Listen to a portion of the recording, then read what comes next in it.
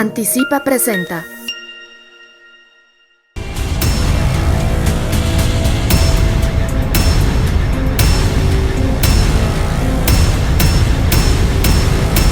Mundo Ejecutivo presenta Trinchera Empresarial TV, en guerra por nuestros empleos. Muy buenas tardes, señoras y señores. Soy Agustín Barrios Gómez. Estamos en Trinchera Empresarial, el mundo desde nuestra trinchera. Les damos la bienvenida a otra emisión de este grupo, de este punto de vista empresarial, y justo con nosotros, como todas las semanas, está Dieter Holz, está Larry Rubin, está también Gerardo Gutiérrez Candiani. Esta semana vimos una serie de noticias que van mucho más allá, inclusive de lo que pareciera que debió de haber sido el monopolio, que es precisamente la pandemia, la reapertura, algunas fechas ahí cuestionadas, pero pues finalmente deberíamos estar enfocados en eso. Pero lamentablemente hemos tenido que compartir ese foco con algunas señales muy preocupantes por parte del gobierno federal acerca pues de su idea de un monopolio del uso del poder por parte de este grupo, y precisamente por eso estamos recogiendo algunos de estos temas. El día de hoy vamos a hablar del impacto general, que eso es lo más importante por ser lo que es el empleo a nivel nacional, pero también vamos a hablar del asunto del veto práctico por parte del gobierno federal acerca de las energías renovables, la afrenta que esto representa al Estado de Derecho y los temas relacionados con eso. También vamos a hablar al final, no se vaya, porque al final también vamos a recoger algunas historias de éxito. Ustedes saben que el sector privado en muchos casos está supliendo los esfuerzos del gobierno, que se ha visto falto en varios ámbitos respondiendo a esta crisis. Y hay ejemplos del sector privado que vale mucho la pena resaltar, que vale muchísimo la pena comentar. Y bien, pues empecemos entonces con un comentario, Gerardo, si te parece, acerca de qué es lo que está pasando con el empleo en nuestro país, y pues bueno, de ahí ya arrancamos. Gracias. Encantado de saludar a todos los compañeros y amigos.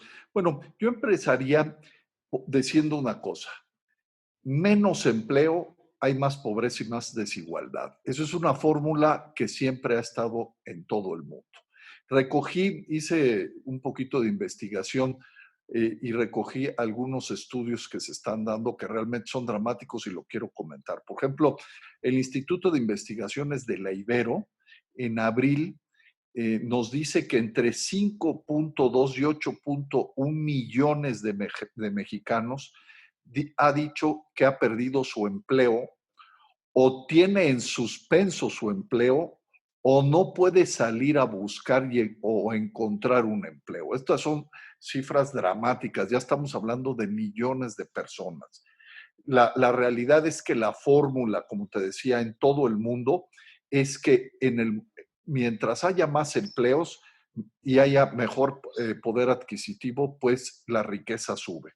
Cuando la pobreza aumenta, coincide precisamente con las crisis de desempleo que existen en el mundo. Y voy a dar también algunos datos. Hoy en México estamos en la peor, yo creo que ya recesión que se tiene desde posguerra, desde los 30, con caídas del PIB que ya se estiman entre el -7 y el -13%. Lo que comentamos la vez pasada, este trimestre yo creo que va a ser el peor trimestre de la historia del país, con casi -30% de caída del PIB. Ahora, ¿qué pasa? ¿Qué ha sucedido en México cuando ha habido crisis semejantes? Por ejemplo, en el 94, cuando cayó el -6.29% en esa crisis del 94, que nos acordaremos, 94-95. que la población en pobreza alimentaria pasó del 21% al 38%, o sea, son cifras dramáticas. Hoy la situación en el mundo pues no es mejor.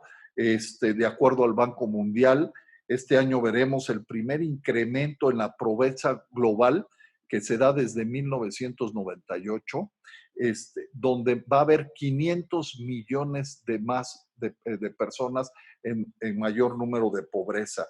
Y en la CEPAL, como saben, es un órgano a nivel latinoamericano, alerta que cerca de 30 millones de personas tienen el riesgo de perder su empleo y de caer también en niveles de pobreza extrema.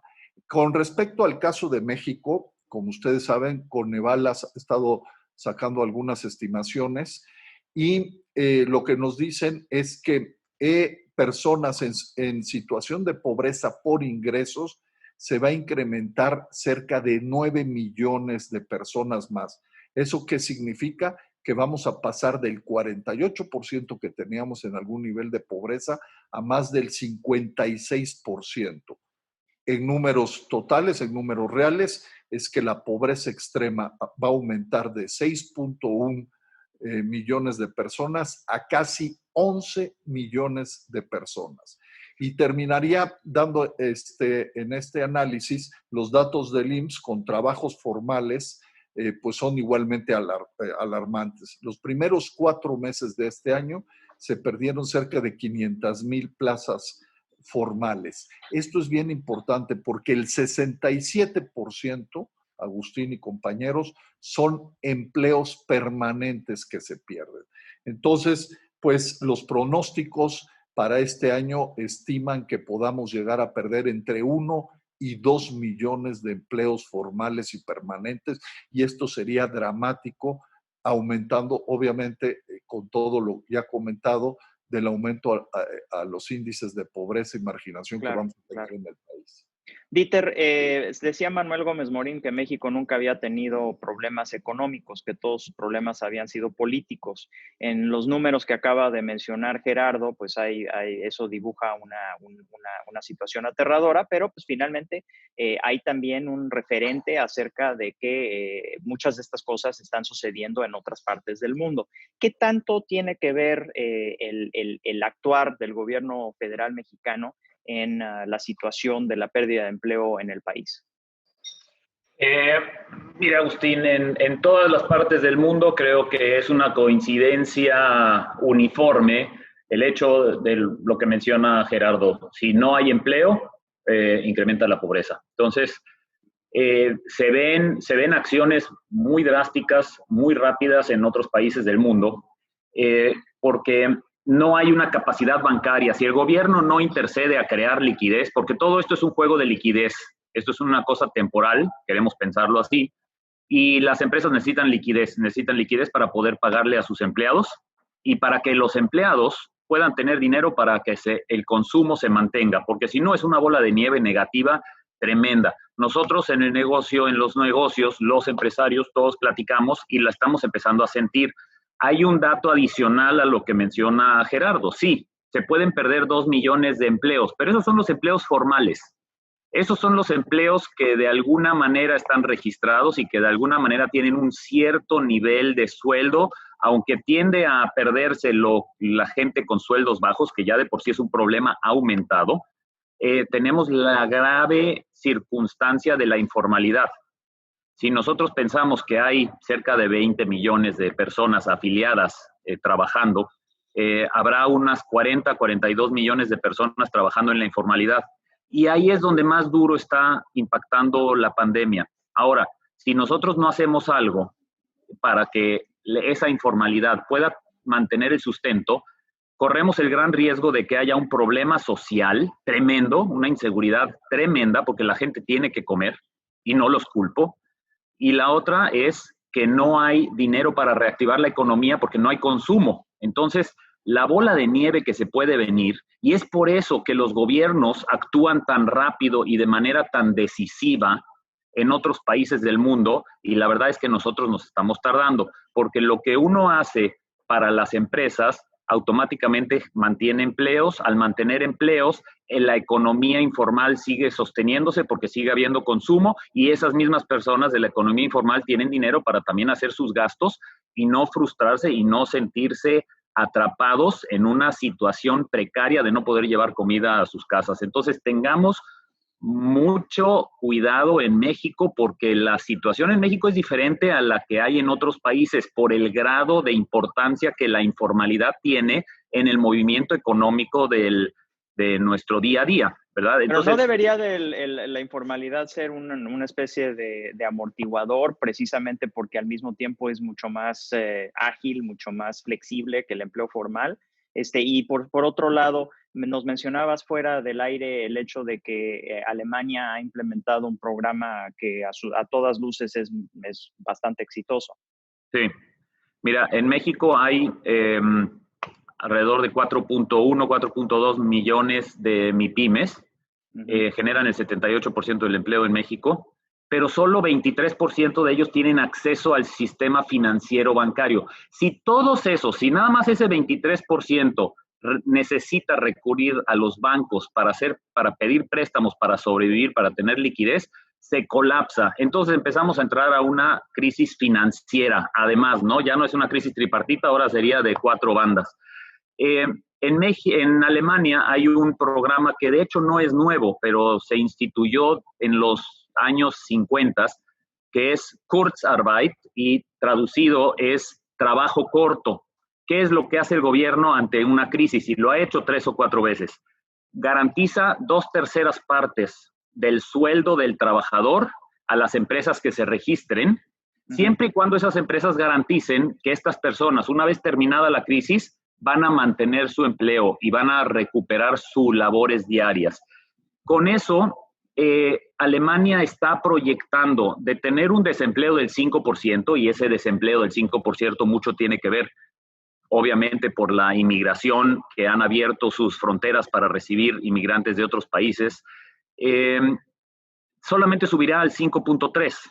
Es decir, un éxito rotundo, porque el gobierno dedicó más del 20% de su PIB para procurar que los empleos se mantengan y que siga habiendo remuneración. Eso es muy importante, porque una cosa es que no te corran, pero si no te pagan, pues es lo mismo, y en un país como México más peligroso todavía. Entonces, del 5 al 5.3, un éxito rotundo en una situación como la pandemia, ¿no? Sí se pueden hacer las cosas. Larry, ¿qué está pasando a nuestro vecino del norte? Nada más déjame concluir, perdón. Y no es una cosa donde nada más ciertas empresas, como estamos diciendo en México, que pues nada más hay que apoyar a las pequeñas empresas. Volkswagen, Bosch, Lufthansa, Bayer, todas, y 470,000 otras empresas en Alemania han accedido a esta prestación y a este beneficio del gobierno. Además de que se condonaron los pagos de seguro social de los empleados. Larry, siempre nuestro referente en términos de empleo por naturaleza, hay 37 millones de mexicanos y mexicoamericanos en Estados Unidos, casi, la gran mayoría de hecho formales, legalmente ahí, ya sea por su propia ciudadanía o por residencia permanente. Entonces, hablar de Estados Unidos en muchos casos es lo que le llaman en otros ámbitos intermestic, ¿no? Es interméstico, no es nada más internacional, sino doméstico. ¿Qué es lo que está pasando en nuestro vecino del norte y cómo están mitigando esta situación y qué tiene que ver con México? Claro, sin duda, Agustín, y obviamente guardando las proporciones de entre México y Estados Unidos, pero en Estados Unidos desde el 27 de marzo el Congreso aprobó, obviamente ya enviado por el Ejecutivo, un paquete que le dotó a las empresas y a los empleados de 376,000 millones de dólares, justo para prevenir lo que decía tanto Gerardo como decía Dieter, ¿no?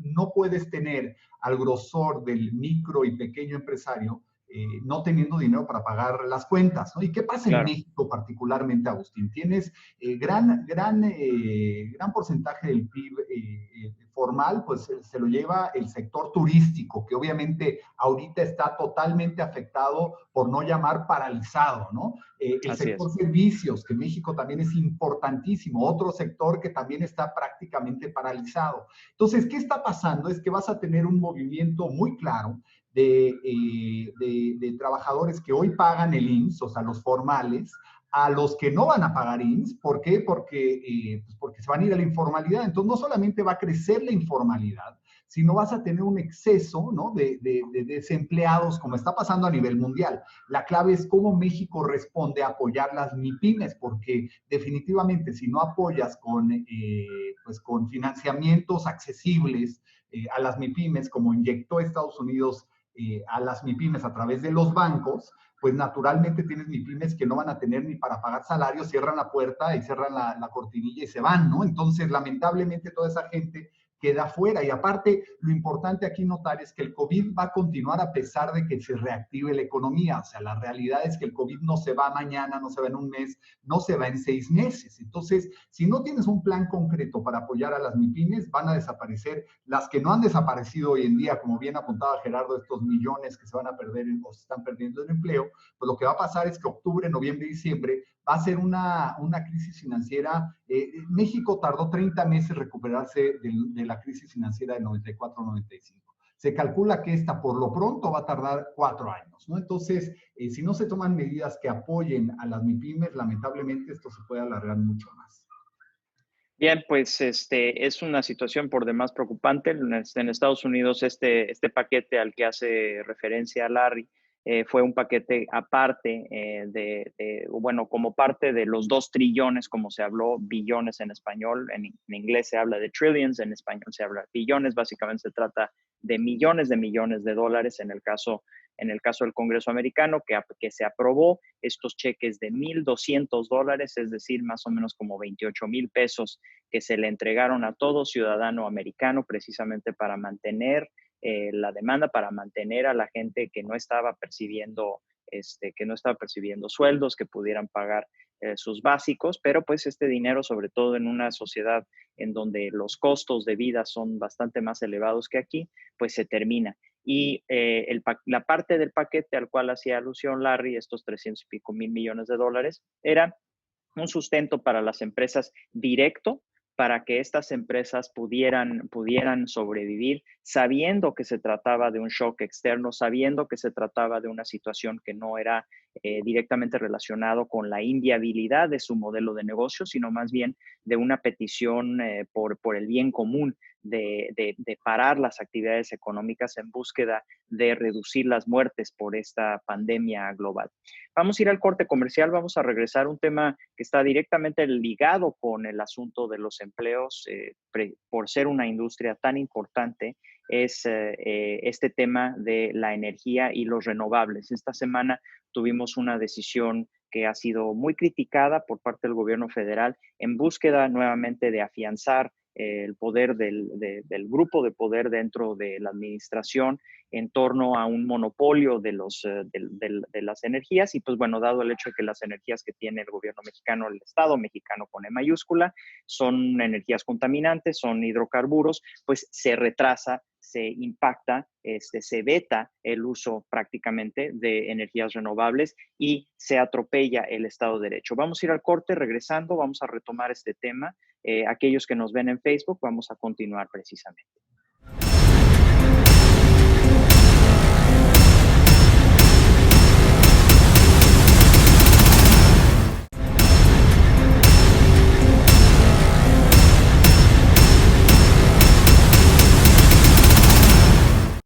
Estamos de regreso en Trinchera Empresarial, el mundo desde nuestra trinchera, y precisamente estamos hablando acerca de la situación de los empleos en México. Y una de las cosas que salió esta semana pasada, en estos últimos días, fue el asunto de las energías renovables. Como ustedes saben, las energías renovables representan una industria que en el mundo y en México hasta muy reciente estaba en franco crecimiento. Las energías renovables hoy incluso son más baratas en muchos casos que los hidrocarburos. Se trata de una situación que es una especie de ganar-ganar para el mundo desde la perspectiva del calentamiento global. Ustedes saben que de hecho México es el país más directamente afectado por el calentamiento global, por su posicionamiento en la Tierra, por el hecho de que somos el país en donde más impactan huracanes, que se vuelven más frecuentes y más fuertes con el calentamiento global. Y sin embargo, el gobierno mexicano ha decidido, en búsqueda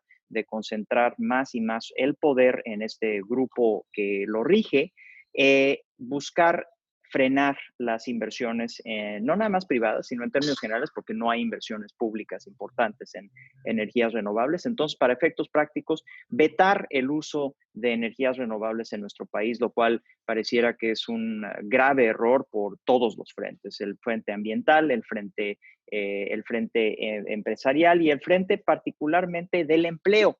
Y justo, Dieter, estábamos platicando sobre este tema del impacto del empleo, de estas decisiones de privilegiar la concentración del poder, y no es nada más en el asunto energético. Recordemos que pues todas las industrias, toda la actividad económica consume energía, y la CFE con sus energías contaminantes, con su uso de lo más antiguo, lo más retrógrada en términos de generación de electricidad.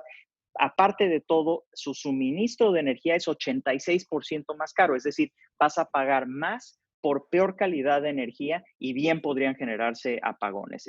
A todas luces una decisión espeluznante por parte del gobierno federal, pero ¿por qué no lo aterrizas en términos de la industria de las energías renovables y el impacto que pudiera tener en este tema que hoy nos atañe tan abiertamente, que es el tema del empleo? Sí, mira, Agustín, es una cosa muy, muy delicada porque la lógica, la economía te indica que siempre cuando existen monopolios, pues los costos suben, ¿no? O el servicio es muy deficiente. Si nosotros queremos, hemos tocado en otros programas la importancia de que México se comunique a nivel global, de que los productos ya no son hechos en México, los productos son hechos en el mundo. Si nosotros no nos integramos a la velocidad, ya no digas tomar el liderazgo como todos nosotros quisiéramos ver a un México floreciente tomando las decisiones que otros países no se atreven para una modernidad en el siglo XXI. Ya no digamos que vamos a tomar un liderazgo, pero cuando menos estar interlocutando con los demás países para no ser segregados de la cadena de valor global. Es algo muy delicado. ¿Cuántas empresas no están buscando eficiencia como principal determinante de dónde invertir? Y uno que ya está en México, pues obviamente el que haya un riesgo de un monopolio, y peor todavía, manejado por el Estado, pues es algo que realmente preocupa.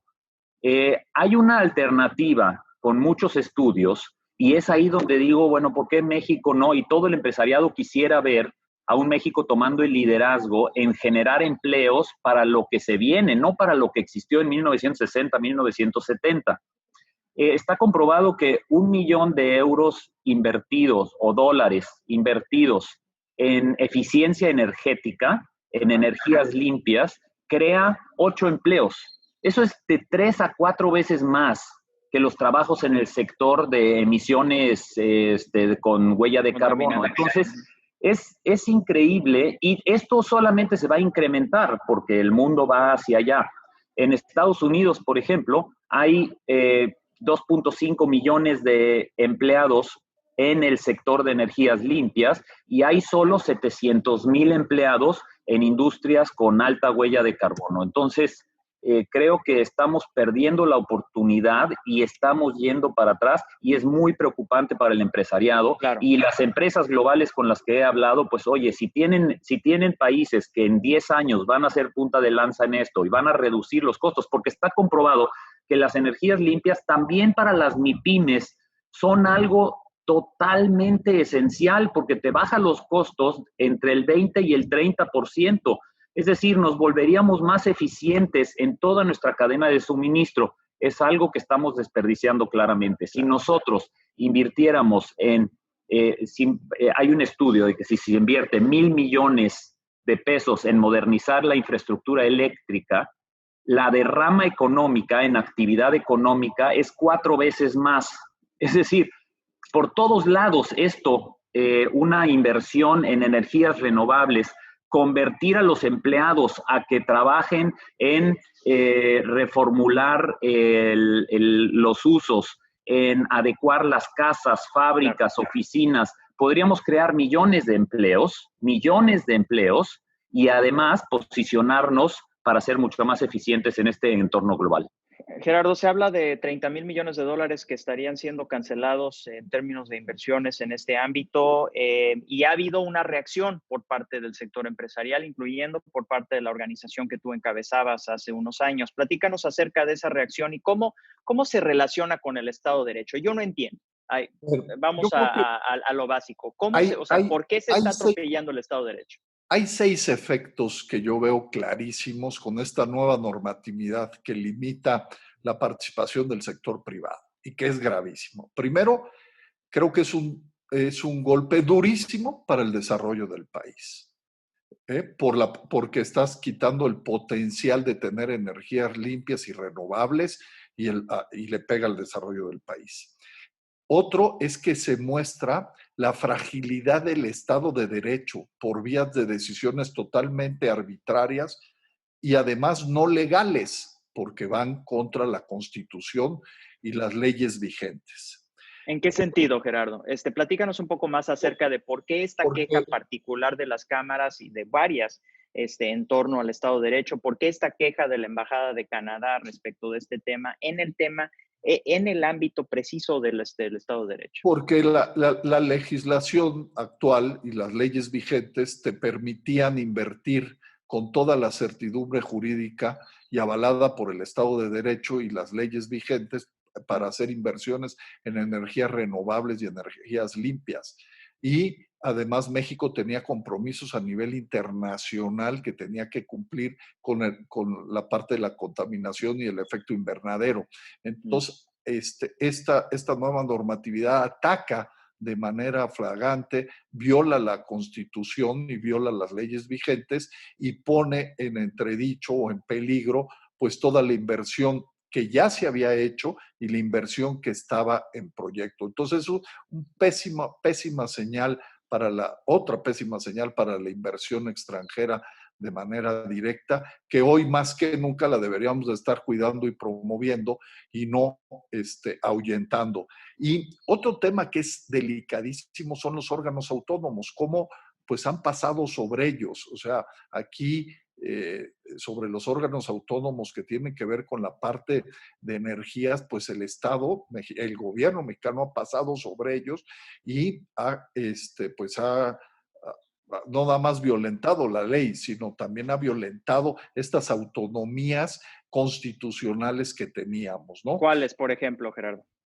Pues tener todo lo que hemos visto, INES, o sea, que yo creo que debe de ser parte también de una gran discusión sobre los órganos autónomos constitucionales que tenemos en el país y cómo han venido mermando esta autonomía, que además es fundamental para los contrapesos y para que no se tomen decisiones como las que se están tomando de manera unilateral y además que no van en el sentido correcto, porque aquí pues no beneficia a nadie, no beneficia en el país porque tu producción va a ser mala, va a ser cara, además va a ser contaminante y obviamente pues al final no están tomando a los órganos autónomos o simplemente le están pasando por arriba. Esto también incluye la COFESE, ¿no? La Comisión Federal de Competencia. Yo creo que todos los órganos autónomos están siendo de manera pues muy importante disminuidos en el mejor de los escenarios y si no, no tomados en cuenta, ¿no? Y bueno, pues aquí también estamos hablando de que al final, al regresar un monopolio como el del CFE, lo que vamos a tener son energías más contaminantes, energías más caras, y lo más probable es que vamos a tener en muy poco tiempo, pues no va a haber la suficiente energía, no nada más para las empresas, sino para los mexicanos, y vamos a pagar más caro y más malo y más contaminante. Entonces es el peor escenario. Pero además estamos incumpliendo todos los acuerdos internacionales que se tenían México, ¿no? Como te decía, México había sido un ejemplo en temas de efecto invernadero, en temas de nuestros compromisos con el Tratado de París y demás. Exactamente. Entonces, todo este esquema hoy lo estamos incumpliendo de manera realmente dramática y yo creo que hace muy bien el sector privado junto con otras organizaciones que representan también a las inversiones. ¿Quiénes se quejaron, Gerardo? Pues está el CCE, está UNCHAM, están pues muchos de los países europeos, porque aquí hay inversiones de todo el mundo. O sea, al final lo que no puedes hacer es que vengan, que hagas leyes, que tomes compromisos internacionales y que de pronto de una manera unilateral dejes a todos literalmente con la puerta en la cara, ¿no? Mira, por ejemplo, un ejemplo claro de de un incumplimiento, el Nadbank ha prestado 380 millones de dólares. Este es el Banco de Desarrollo de América del Norte, ¿no? De América del Norte, exactamente, ha prestado 380 millones de dólares para proyectos renovables. Entonces, este dinero naturalmente pues se irá a fondo perdido, entonces ya hay una afectación directa por la cual se presentará una violación si es que México no cumple con lo pactado o lo paga. Entonces, a fin de cuentas, el ir por este sentido le va a salir caro a México en todas las formas, ¿no?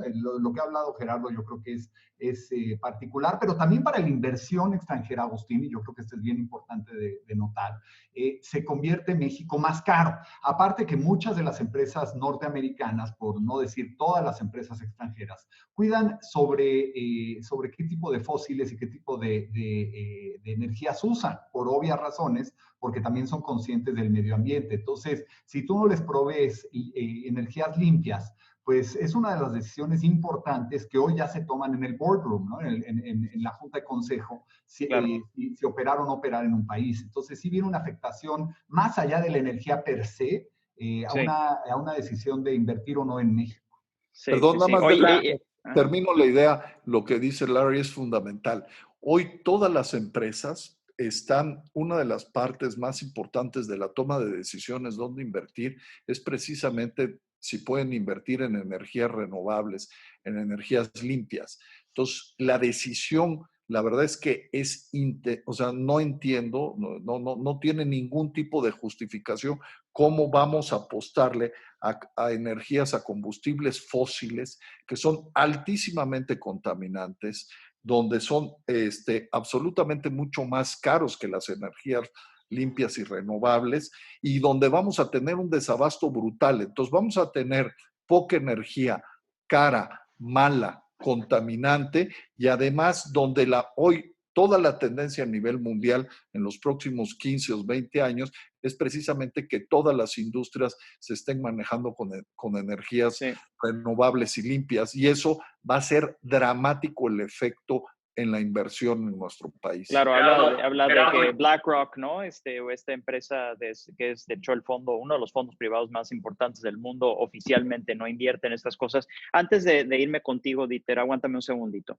Larry, hablando de contrapesos, sabemos que al actual presidente de los Estados Unidos, así como el medio ambiente también le viene sobrando, pero no la parte empresarial. En la parte empresarial es muy preciso. Si hay afectaciones para empresas estadounidenses, entonces podríamos estar esperando una llamada de esas, hablando de contrapesos, de esas llamadas que realmente sí tienen efecto con el licenciado López Obrador. ¿Podríamos pensar que eso pudiera suceder o qué está pasando por el lado americano? Definitivamente el gobierno americano está muy preocupado sobre el mismo tema, ¿no? No sé si va a precipitar una llamada directa al presidente Trump cuando está lidiando con una pandemia de tamaños y proporciones enormes, ¿no? En Estados Unidos. Toda su prioridad es sin duda Estados Unidos ahorita, pero sí hay gran preocupación y sin duda el Departamento de Comercio, que es el equivalente a la Secretaría de Economía, ya ha emitido pronunciamiento al respecto. Sí hay preocupación porque naturalmente le pega a las empresas de una forma directa, ¿no? Como bien apuntaba Gerardo, muchas de estas empresas no invierten si no se les provee energía limpia. Por eso el continente africano, en muchos sentidos, no recibe tanta inversión norteamericana como recibe de otros países, ¿no? China particularmente invierte mucho en África. Pero las empresas americanas y europeas no inviertan tanto porque no hay energías renovables, ¿no? Entonces, más allá de lo que opina un político u otro, lo importante aquí es las políticas de las empresas, así lo establecen. Entonces, si México quiere ser atractivo más después saliendo de una pandemia como la que le ha pegado al mundo entero, pues hay países en esta misma región, Agustín, que sí están haciendo las cosas para atraer la inversión, ¿no? Como es invertir en energías renovables. El otro día platiqué con el secretario de Inversión de Panamá y están haciendo una cantidad de iniciativas en este pequeño país de Centroamérica para atraer inversión que muy bien pudieran llevársela de México, ¿no? Entonces, sí, claro. Hay que tener mucho cuidado cuando se hacen este tipo de cambios, porque no nada más afectas a la población mexicana, sino afectas a los que pueden potencialmente traer millones de empleos y millones de dólares al país. Dieter, ¿querías decir algo? Cierra este tema para nosotros para poder ir a corte, por favor. Yo no estoy tan de acuerdo que sea caótico y el fin del mundo de las inversiones en México si no tenemos un plan de energías renovables. Hay un montón de otros daños colaterales, pero las empresas, si tuvieran todo el otro marco de negocio, creo que se pueden ajustar. Las empresas son inteligentes, se ajustan a sus pergaminos de consejo. Cuando ven una gran oportunidad y no hay alguna cosa, se ajustan. El problema es que no existe todo lo demás y no existe la visión y no existe el mensaje claro a las empresas de que quizá políticamente se tengan que tomar unas decisiones, pero aquí está todo lo demás que funciona. Yo creo que si todo lo demás funcionara, pues el tema de la energía renovable, que si hay o no hay, pudiéramos cabildearla los empresarios a nivel consejos de administración para seguir invirtiendo en México. El gran problema es que no hay todo lo demás. Y para eso, un ejemplo clarísimo, mientras que Japón está otorgando $42,000 a toda empresa que se prepare con inversión en tecnologías de la información modernas para la nueva normalidad. Y otros países escandinavos están dirigiendo cientos de miles de empleos para rediseñar sus ciudades, para tomar en cuenta que deben de utilizar menos autos para contaminar menos y están empezando a hacer trabajos, pues obviamente ahí es el gran problema, que las empresas empiezan a comparar y si no existe todo, pues obviamente van a escoger donde exista algo de lo importante que ellos tienen. Pero una de las cosas que no existe, y de hecho es la principal cosa que no existe, es el Estado de Derecho y aquellas cosas que estaba diciendo Gerardo acerca de que se atropella la autonomía de los órganos desconcentrados que están estipulados en la ley, se atenta en contra de contratos abiertos, o sea, contratos vigentes al día de hoy que tiene el gobierno mexicano y por ende el Estado con E mayúscula mexicano, se atenta también contra toda una serie de tratados internacionales que ha firmado México, que de hecho desde la perspectiva desde la perspectiva de la Constitución, en el caso de México, los tratados están incluso por encima de la Constitución y se atenta en contra de todo eso, comprobando el peor miedo de todos, que es el hecho de que en México básicamente es la ley de la selva. Vamos a ir al corte comercial y regresamos, permíteme porque tenemos que hacer el corte, pero regresando retomamos algunos de estos últimos temas y también vamos a hablar de algunos de los casos de éxito que nos da el sector privado en el tratar pues el tema principal que abarca la atención del mundo, que es la pandemia del COVID-19. Vamos al corte y regresamos. Aquellos que están en Facebook, nosotros aquí seguimos.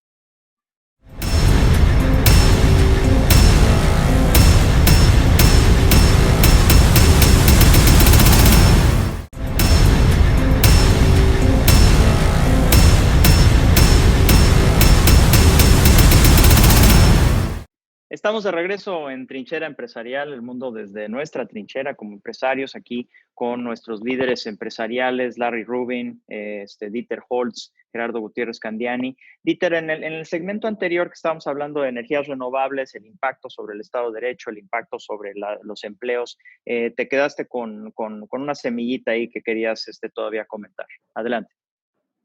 Para mí es sumamente grave algo que es lo inherente y lo que va muy por arriba de lo que son las decisiones. Y eso a cualquier empresa es algo gravísimo. Me refiero a no ser parte de, a no ser escuchados, a no existir interlocución. Eso es lo más grave que existe porque somos seres humanos y a fin de cuentas todo mundo, después de un rato de no ser escuchado y no ser tomado en cuenta, pues mejor entonces decide irse a buscar otra familia, ¿no?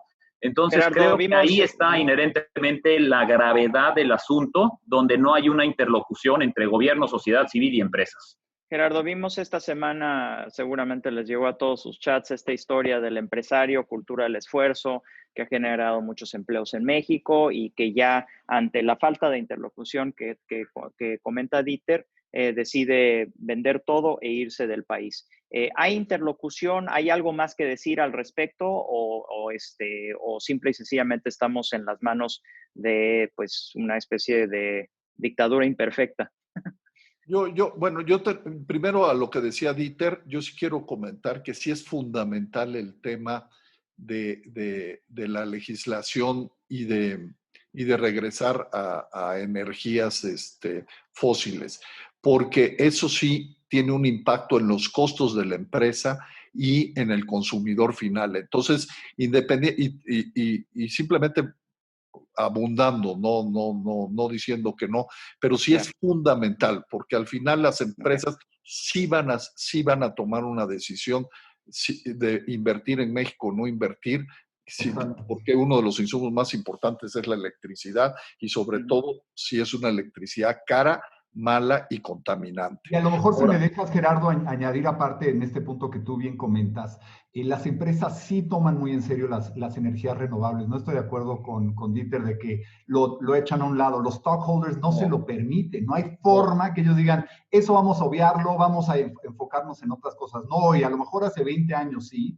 pero hoy en día el boardroom sí lo toma muy en serio. El medio ambiente es un tema fundamental para ellos, y no porque los consejeros quieran o no quieran, están forzados por sus stockholders, así de simple. Tú bien decías, accionistas. BlackRock no dice, bueno, en este caso vamos a hacernos los tontos y no lo vamos a tomar en cuenta. No. Claro que lo toman en cuenta y cada vez se hace más importante. No todas las empresas, pero muchas de ellas sí lo toman en cuenta. No es el único factor tampoco, ¿no? O sea, toman muchos factores, pero este factor en particular es muy importante para las empresas extranjeras, ¿no? Y por eso, aunado a lo que dice Gerardo, creo que... No, y este tema de que pues finalmente también estamos con el privilegio de ser una superpotencia en la capacidad de estas energías renovables. Estamos cerca del Ecuador, lo cual nos permite tener una cantidad brutal de sol.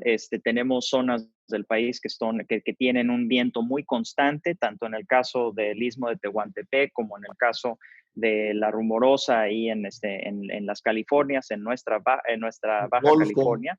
Y pues bueno, el Golfo de México, claro, evidentemente. Lo que es más, Texas es hoy en día, ustedes saben que Texas es el Arabia Saudita de la energía eólica, precisamente por los vientos del Golfo de México que son muy constantes y muy fuertes. Y sin embargo, pues bueno, aquí estamos.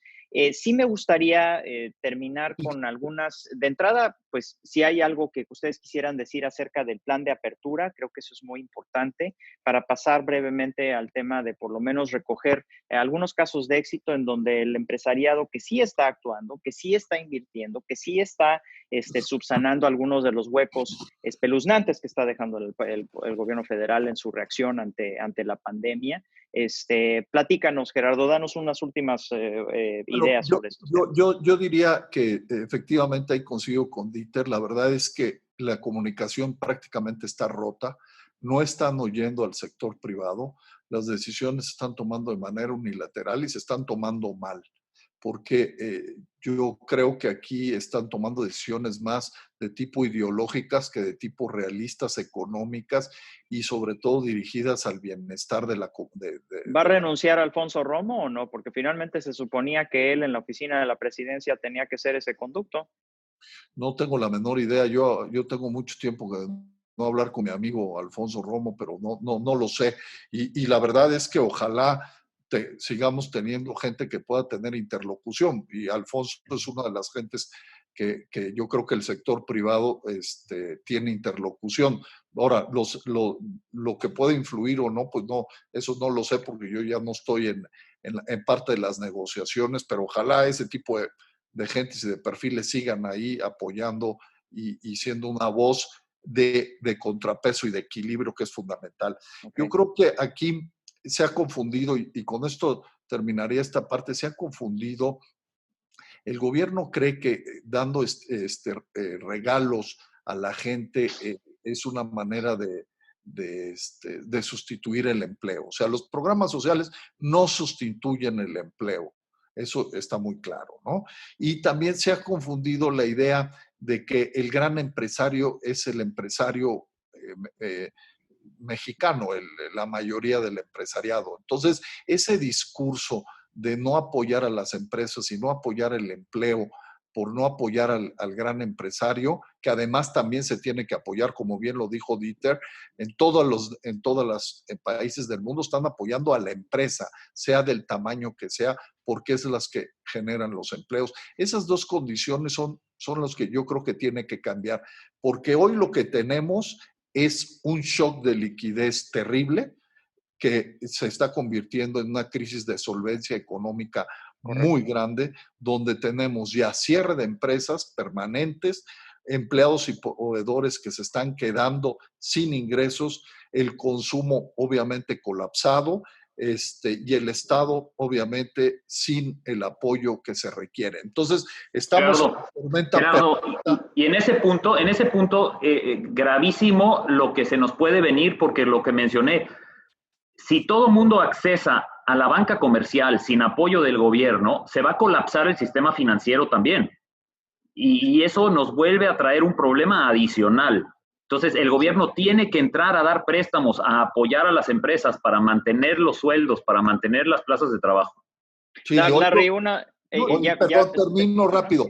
Por favor. Y la verdad, aunado, con esto termino, aunado a la toma de decisiones como son la parte energética y la parte hoy que fue terrible la decisión de la parte eléctrica, de las energías renovables, pues es un impacto brutal. ¿Qué estamos haciendo? Estamos haciendo una crisis, estamos generando una tormenta perfecta para hacer una crisis de largo plazo en este país, y hacia ahí vamos, porque todas las decisiones que están tomando es hacia ese sentido. No, y como anillo al dedo, ¿no? O sea, finalmente yo creo que ahí se quitaron las máscaras. Es muy obvio que no es tan arbitrario como pareciera, sino que más bien es un tema que está siendo articulado desde las más altas esferas del poder sin absolutamente ningún interés en el bien común. Larry, no quisiera cerrar la emisión sin por lo menos recoger algún ejemplo que tú tuvieras. Estaba mencionando el hecho de que en Monterrey, por ejemplo, Ternium hizo todo un hospital nuevo precisamente para atender la crisis de la pandemia. Sé que ha habido otras iniciativas por parte del sector privado. Cierra con una nota positiva del empresariado en México y lo que está sucediendo ante la pandemia antes de que nos tengamos que ir. Totalmente. Y justo ayer hablaba con el presidente ejecutivo de FunSalud, esta organización privada que apoya la salud. Tiene una iniciativa a la que nos estamos sumando la comunidad americana que se llama Juntos por la Salud. Una iniciativa en la que empresarios mexicanos y extranjeros, muchas empresas americanas, están apoyando el tema de la salud, desde respiradores hasta, muy bien apuntabas, crear clínicas, ¿no? en estas emergencias. México tiene aparte el grave problema que de igual forma, pues tienes diabetes como pues uno de los principales en diabetes, uno de los principales en obesidad, que son dos factores muy importantes. Entonces, pues como decía Gerardo, se convierte en la perfecta tormenta, ¿no? Y por eso hay que asegurarnos de estar en las mejores condiciones para poder salir de la pandemia, tanto de salud como económica. Y Dieter apuntaba muy bien, o sea, necesitas al gobierno federal ser el último garante para que los bancos presten, si no, no van a prestar en circunstancias donde son de mayor riesgo, ¿no? Y eso es lo que se necesita hoy en día, es una inyección de liquidez. Estamos trabajando ya con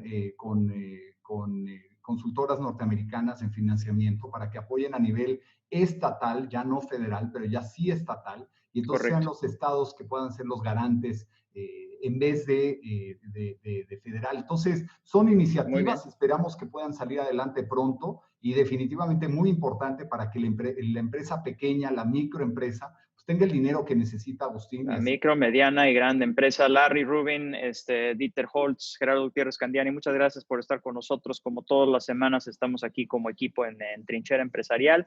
Nos vemos la próxima semana con más temas de trascendencia nacional e internacional, agradeciendo su atención como todas las veces aquí en Trinchera Empresarial. Hasta la próxima.